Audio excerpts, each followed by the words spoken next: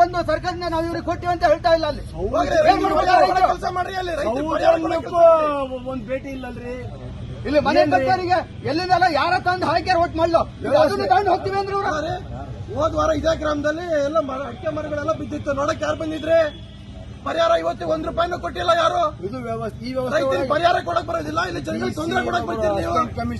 ನಿಮ್ ಕೆಲಸ ಏನು? ಯಾವ ಪುರುಷಾರ್ಥಕ್ಕೆ ಸರ್ ಇವೆಲ್ಲ ವ್ಯವಸ್ಥೆಗಳು ಯಾತಿಗೆ ಬೇಕು? ಯಾವ ಪುರುಷಾರ್ಥಕ್ಕೆ ಇವೆಲ್ಲ? ಜನಗಳ ಹತ್ರ ಜನಗಳಿಗೆ ನಡೆಸೋದು ಹಾಕ್ಬೇಕು ನಿಮಗೆ. ಅನುಕೂಲ ಆಗದೆ ಇದ್ಮೇಲೆ ಈ ವ್ಯವಸ್ಥೆ ಯಾರು ಏನಕ್ಕಿದು? ವ್ಯವಸ್ಥೆ ಮೇಲೆ ಹೆಸರಿಗೆ ಲೂಟಿ ಹೊಡಿಯಾಕ ಇದು? ₹1 ಪರಿಹಾರ ಕೂಡ ಯೋಗ್ಯತೆ ಇಲ್ಲ ಈ ಸರ್ಕಾರ. ತಾಲೂಕಿನರಿಗೆ ಇವರೇ ಅನುಕೂಲ ಮಾಡ್ಕೊಡ್ಬೇಕು, ಎಲ್ಲದು ಇವರೇ ಮಾಡೋದು, ಇವರೇ ಈ ತರ ಮಾಡಿ ಹೆಂಗ್ ಮಾಡಬೇಕು?